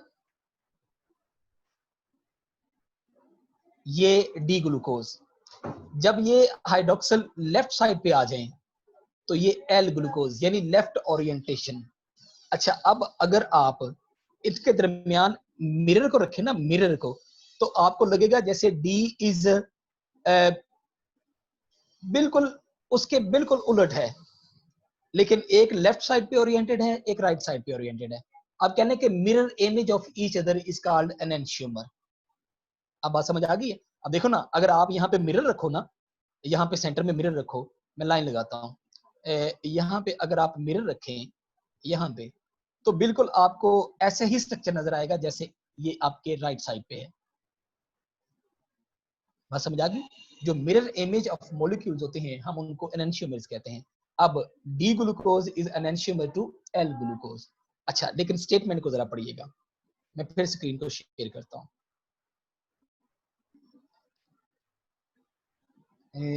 यहाँ पे आइएगा जरा। अब enantiomer of alpha D glucose is alpha D glucose, alpha L glucose, beta L glucose, या ऑल ऑफ दीज। और राइट ऑप्शन इसकी जो बनती है वो देखो ना, डी का एनेंशियोमर है एल, तो right option is beta L glucose. बात समझ आ गई? आवाज आ रही है ना मेरी? हेलो जी सर आ रही है आवाज। यस अच्छा, सर आवाज आ रही है। चलें ठीक हो गया। अच्छा हम आगे चलते हैं। सर ये एनेंशियोमर वाला टॉपिक हमारी बुक में है? हाँ जी, आपके आपके ना ये टॉपिक उसमें आपकी बुक में भी है, जब आप बुक में देखते हैं ना फर्स्ट ईयर में, तो उसमें ना ये एल और डी का कॉन्सेप्ट दिया हुआ है, मतलब कॉन्सेप्ट ट्रूली लिखा नहीं हुआ, लेकिन डायग्राम के ऊपर लिखा हुआ है it's a D glucose, it's L glucose. अब आपको समझना तो पड़ेगा कि डी और एल ग्लूकोज जो होते हैं बेटा, they are enantiomer, they are mirror image to each other. अब अगर डायग्राम आपकी बुक में दी हुई है तो स्टेटमेंट उसके ऊपर हलाल हो जाती है, फिर वो स्टेटमेंट आपसे पूछी जा सकती है। Okay sir. हाँ जी। Phosphodiester bond is phosphodiester bond is sir screen Phosphate- ज्यादा जूम हो गया, जी स्क्रीन ज्यादा जूम हो गया। अच्छा, अब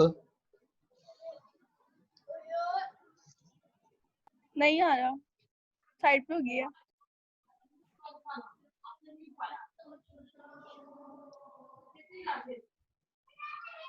मेरा ख्याल सर ठीक हो गई है। अच्छा चलें। Phosphodiester bond is mainly carbon oxygen, phosphate oxygen and carbon. Charlie option इसकी करेक्ट बनती है।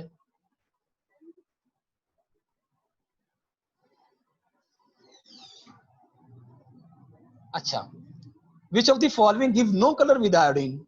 अपनी बात तब हुई थी जब लेक्चर में हमने किया था, तो जरा देखिएगा, स्टार्च एंड सेलुलोज, स्टार्च तो भी देखा है आयोडीन के साथ colour, chitin and glycogen, glycogen भी देता है। अच्छा, स्टार्च एंड ग्लाइकोजन दोनों देते हैं, सेलुलोज एंड काइटिन, काइटिन को भी कोई कलर नहीं आता और इसका भी कोई कलर नहीं आता सेलुलोज का। तो right option is D. Which of the following is most abundant organic compound. हाँ जी, अब कौन सा होगा भाई? Cellulose, lipid, protein, carbohydrate. Protein. Protein. अगर मैं आपसे पूछता which of the following is most abundant carbohydrate, then cellulose. Monosaccharide. अगर मोनोसेक्राइड हो तो glucose, polysaccharide sir, polysaccharide. Polysaccharide हो तो सेलुलोज, अगर मोनोसेक्राइड हो तो glucose. Which of the following proteins is stable? Fibrous protein, globular protein, globulin proteins, all of these. Fibrous protein alpha. Fibrous protein, ये उस दिन अपनी क्वेश्चन भी हुआ था कि फाइब्रस प्रोटीन ज्यादा स्टेबल इसलिए होती हैं बिकॉज उनके अंदर जो स्ट्रक्चर होता है वो बहुत ही पुख्ता सा होता है। Maltose contain glucose, glucose, glucose mannose, fructose and glucose, glucose and galactose. Maltose is disaccharide. Alpha option is correct. Glucose and glucose bind करके डाइसैकराइड की सूरत में माल्टोज बनते हैं। Cellulose is polymer of alpha D glucose, polymer of beta D glucose, polymer of Y D glucose, polymer of L glucose. हाँ जी, ये आपको beta D glucose. Very good, beta option is correct. Source of butyric acid is, Charlie option में Y D glucose क्या है? ये सिर्फ confuse करने के लिए है, हालांकि ग्लूकोज की कोई भी वाई कॉन्फर्मेशन नहीं होती। Source of butyric acid is vinegar, olives, butter, palm oil. Butter. DNA molecule contain D-guanosine in it, and D-guanosine is a pentose sugar, nucleotide, nitrogenous base, and nucleoside. Nucleoside. Yes, nucleoside, क्योंकि phosphate का जिक्र हमने नहीं किया। अच्छा, अगर तो guanine होता तो नाइट्रोजन बेस होती, अगर फॉस्फेट ऐड होता या जिसको हम कहते हैं डी गुएनोसिन फॉस्फेट, तो फिर न्यूक्लियोटाइड होता। ठीक हो गया। तो अब चूंकि इसमें एक शुगर है और एक नाइट्रोजन बेस है, then it is a nucleoside. ये बड़े मुश्किल मुश्किल से क्वेश्चन मैंने अपनी तरफ से बनाए और वाकई ही ऐसा है कि ये किसी बुक में नहीं है, लेकिन आप लोगों ने बड़े अच्छे तरीके से इसको कवर किया है। अच्छा जी,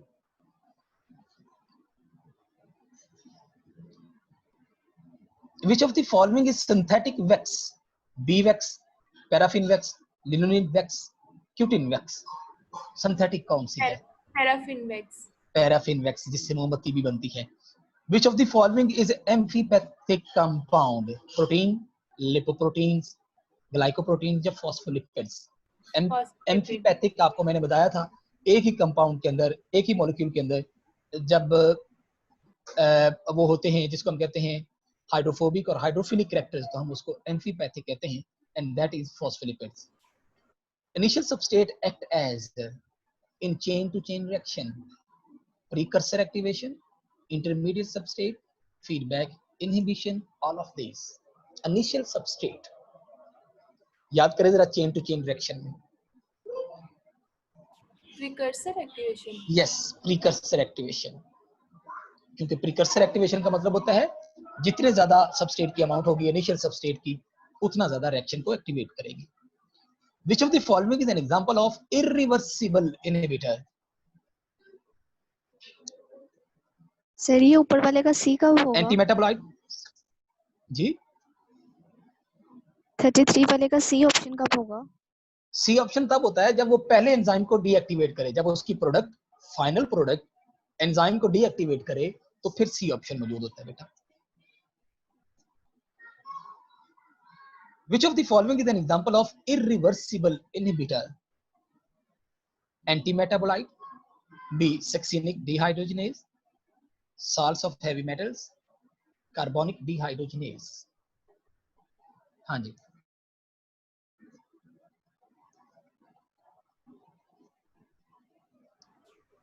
Anti-metabolites शायद.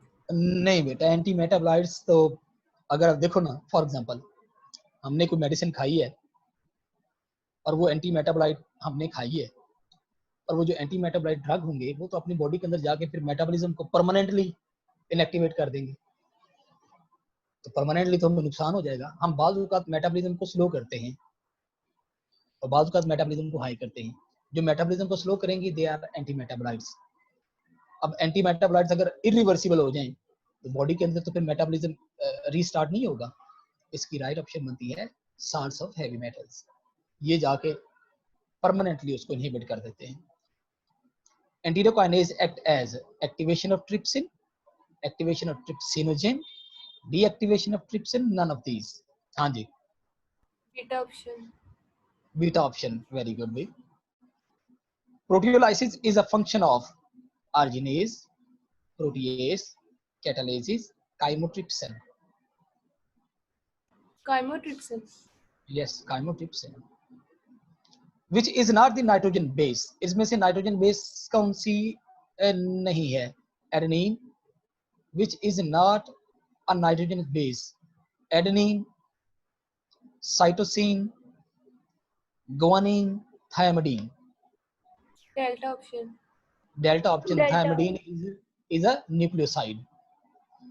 Feedback inhibition is an example of enzymes, irreversible inhibitors, competitive inhibitors, non-competitive inhibitors. Enzymes. Enzymes. 150 nucleotides of messenger RNA can code amino acids in the protein. कितने अमाइनो एसिड के लिए वो इनकोड करेगा? अब ये चैप्टर नंबर 20 भी आ गया इसमें, और चैप्टर नंबर आप इसमें कह लें कि प्रोटीन वो जो ट्रांसलेशन का प्रोसेस इसमें आ गया.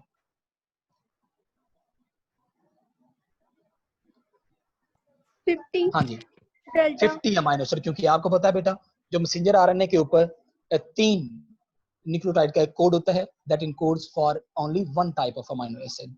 So 50 is right answer. Very good. Sir ये दोबारा बताइएगा 39 वाला.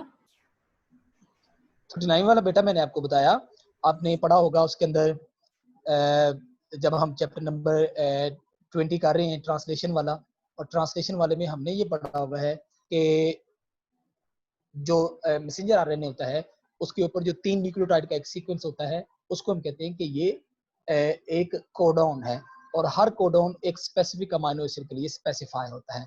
तो अगर मैसेंजर आरएनए की टोटल लेंथ 150 है तो how many amino acid it encodes? तो वो करेगा 50 टाइप, क्योंकि एक अमाइनो एसिड के लिए 3 न्यूक्लियोटाइड का सीक्वेंस चाहिए. तो 50 के लिए आपको कितना, 150 के लिए कितने चाहिए होंगे अमाइनो एसिड? 50. अच्छा 40th है, level of inhibition depends upon the relative concentration of substrate and inhibitors in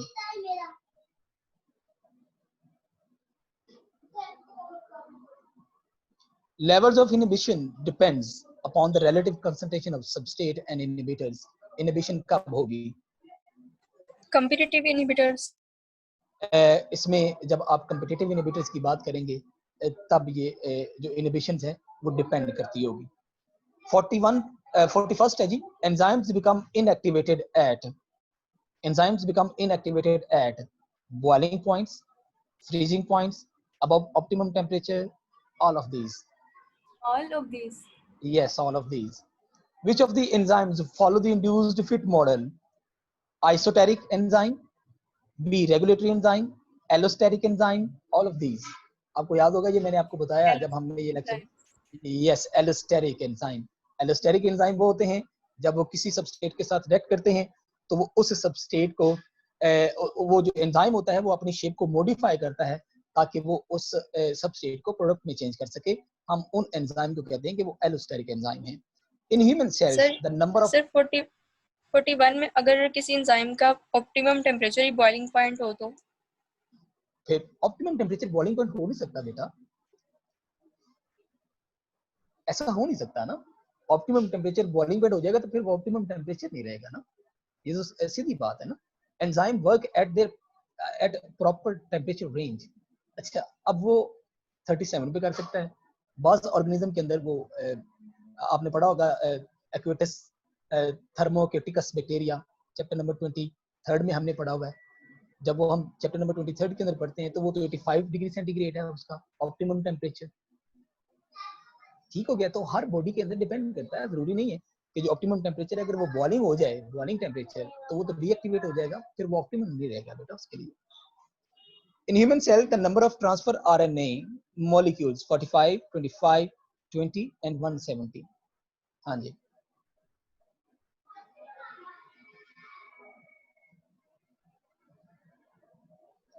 How many types of transfer RNA are there?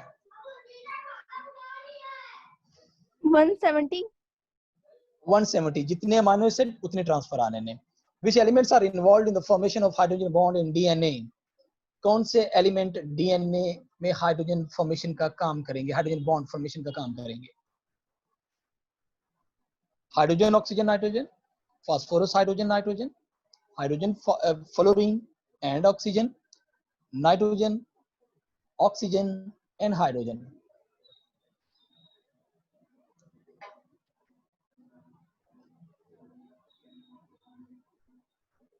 हाँ जी. इसमें डिलीशन का काम कर लेना. फास्फोरेट कभी भी हाइड्रोजन बॉन्ड नहीं बनाता, बीटा ऑप्शन भी नहीं गई इसमें से. फ्लोरीन तो डीएनए के अंदर होता ही नहीं है, ये भी ऑप्शन गई. अब रह गई हाइड्रोजन ऑक्सीजन एंड नाइट्रोजन या नाइट्रोजन ऑक्सीजन एंड हाइड्रोजन. तो जब भी बेटा मौजूद होगी तो नाइट्रोजन आपस में आमने सामने आती हैं तो नाइट्रोजन ऑक्सीजन और हाइड्रोजन बॉन्ड बनाएंगे.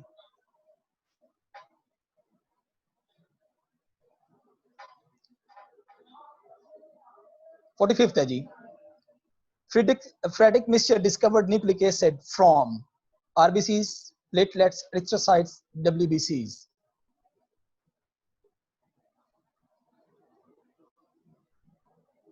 हाँ जी. क्या हो गया भाई?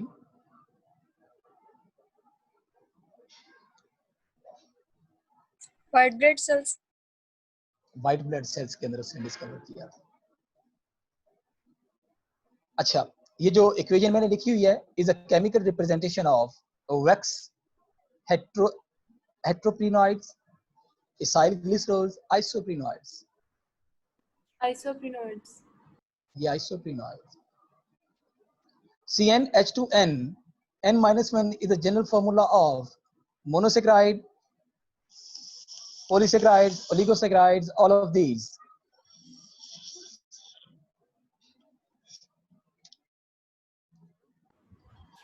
Oligosaccharides. So it's a oligosaccharide. Following is a keto sugar containing 4 carbons.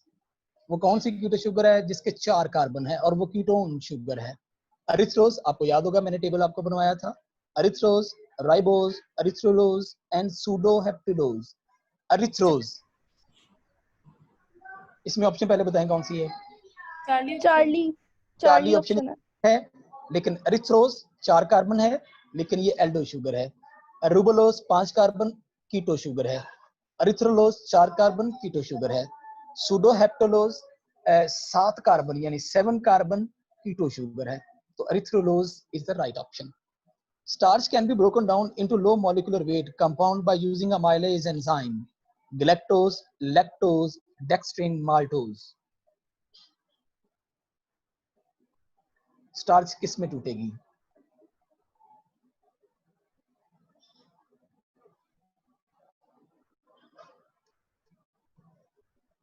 Chapter number 12 digestion वाले में हम कर चुके हैं। Starch digest to maltose.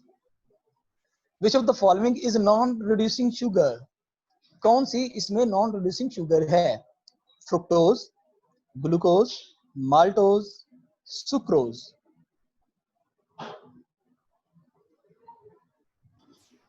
हाँ जी, फ्रुक्टोज। क्यों भाई?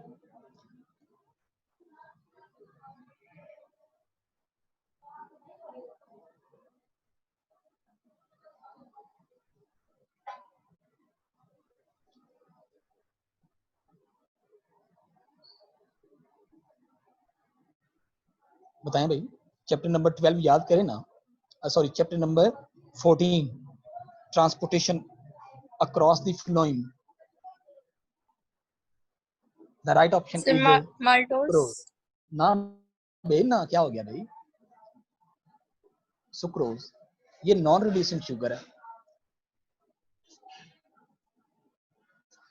अच्छा, hemoglobin is a carrier protein that transport oxygen, metal ion, lipids, all of these.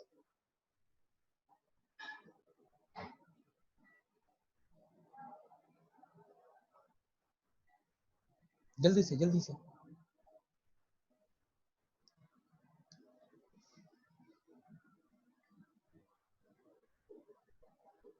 D option. D option, delta option इसकी करेक्टेड है, जिस सबको ट्रांसपोर्ट करता है।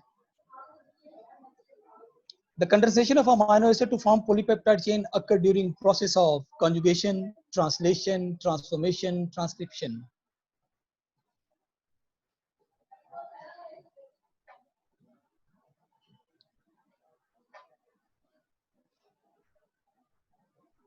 जल्दी से जल्दी से। Translation. Beta option. Translation. Beta option इसकी राइट बीटा। ऑप्शन है जी, बिल्कुल जी, सही है। बीटा ऑप्शन इसकी राइट ऑप्शन बनती है। 53 है जी। A nucleotide is recognized by its deoxyribose, phosphate group, nitrogen base, all of these. Nitrogenous base. हाँ भाई, that is nitrogen base. In formation of acyl glycerol, 3 fatty acid chains are bonded to glycerol by hydration, evaporation, dehydration, all of these. Dehydration. क्यों भाई? Water molecule होते हैं।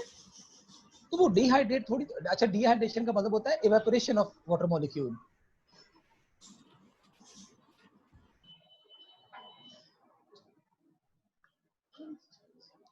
Hydration, पानी का बनना।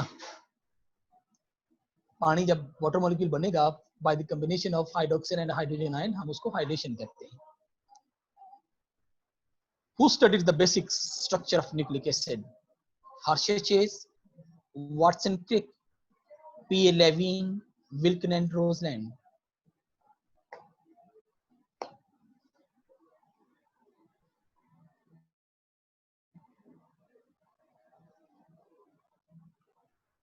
हाँ जी,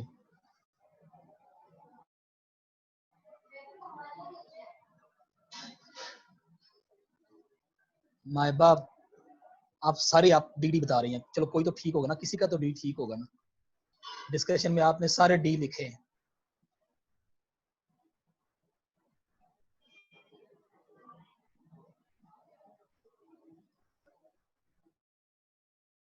हाँ जी, the right option is B, beta option is right one, जिसको हम Watson at Crick model they study the basic structure of DNA, और बाकायदा तौर पर वो स्ट्रक्चर आज भी वैलिड माना जाता है।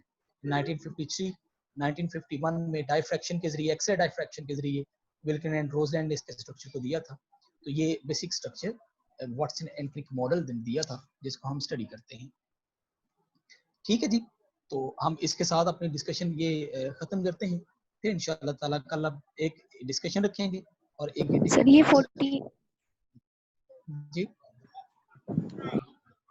48 वाले में राइबोलोज ये कीटो है या एल्डो है? ये बेटा कीटो शुगर है। जिसमें लोज आ जाए ना, LOSE लोज, वो हमेशा कीटो ग्रुप है, कीटो शुगर होगा। जिसमें ओज आ जाए ना, सिर्फ ओज, राइबोज, पेंटोज, ग्लूकोज, वो सारी की सारी कीटो शुगर है। और जिसमें LOSE आ जाए, लोज आ जाए, वो हमेशा सारी की सारी कीटोन ग्रुप कंटेनिंग शुगर्स हो। जी, और कुछ चीज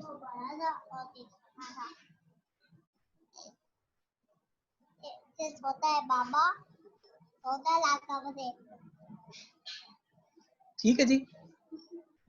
मेरे बेटे बैठे थक गए, आप लोग भी थक गए होंगे डेफिनेटली। तो फिर इंशाल्लाह हम अपनी क्लास को बाद में कंटिन्यू करेंगे।